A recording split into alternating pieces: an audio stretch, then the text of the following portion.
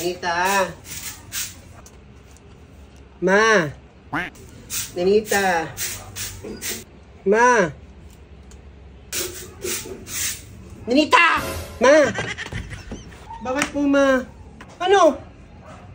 Natatawagin mo rin ako? Hindi lapit? Sorry po. Nanggigigil ako sa'yo.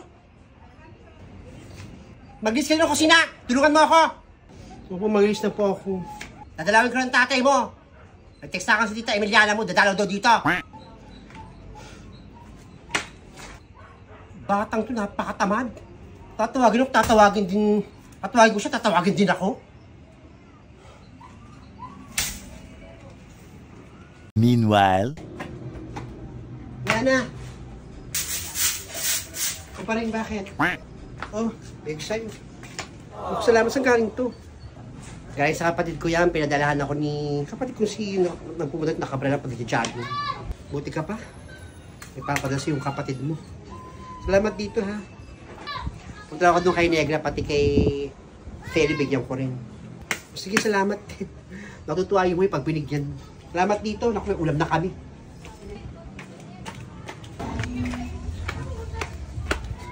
Negra. Bigay sa'yo ng kapatid ko. Naku, pa rin salamat dito. Sila na pala, nasaan? Nandun si Nena, naglilis ng bahay nila. Nag-isara mo doon sa anak niya. Ay, naku. Yung anak kasi ni Nene, medyo burara. May pagkababoy din nila sa katawan. Kadalagan ng tao, di pa marunong mag-ilis ng bahay nila. Naku, sinabi mo pa, kadalagan ng tao, napakababoy sa bahay. Kung di mo pinagreglahan, di mo lang kayang labahan. Kaya agad-agad yung si Nene, nakababad doon sa lahat ng nido. Magandang araw sa inyo, paring Negra. Alicia po, magandang araw din naman sa iyo. Alam niyo ba, nung nakaraan, nung pala ko niya ni Emiliana, gigil ako. Eh, ba't naman nasunganga ka? Oo nga naman, ano ba kasing sinabi mo? Bakit sunganga ka? Eh, nagkomento lang naman ako tungkol sa anak niya. Nasabi ko sa kanya, huwag niyang pinamimigay kasi yung anak niya, kaya napapahamak.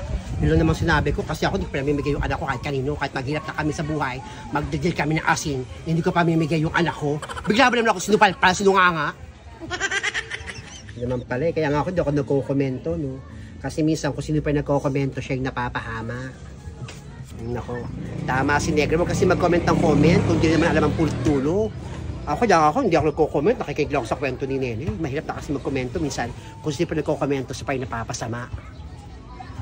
Comment lang naman. Hoy, Alicia Bu. Huwag ka kasing pakalamera. Huwag kang komento ng komento. Ano? Yan tuloy. Kasupal-pal kang kayo ni Emiliana. Akala mo kasing buhay mo, yung buhay ng iba. Kung ako sa'yo, unahin mo sarili mo. Maligo ka, paliguan mo yung mga anak mo na tuyotang ilong. Lahat kasi pinakikialaman mo rito. Smosa ka. Eh, pala naman si Faye. Obreng ko ulo mo eh. Uwi ka nga. Nanggigigil ako sa'yo. Oo na, uwi na ako. Sige, Negra pa rin. Sige na, Alicia Bu, ingat ka. Next time, huwag na mag-komento. Sige na, Alicia Bu. Comment ka pa para makatikim ka lalo. Diyan ka na, Negra, magluto pa ako ng laing. O pa rin, salamat dito ha. Pakisabi dun sa kapatid mo. Oo, sabi ko sa kapatid ko. Papasalamat ka dahil hindi ka nakalimutan ng kapatid ko. Sige na, punta pa ako dun sa palengke mamaya pagtaas magluto ng laing. Sige, ingat. Nakatikim din. Ay paring, baka magkalimutan yung maling ko. Hindi sineglan tsaka siya ng bibigyan mo. Kawit bahay mo rin ako.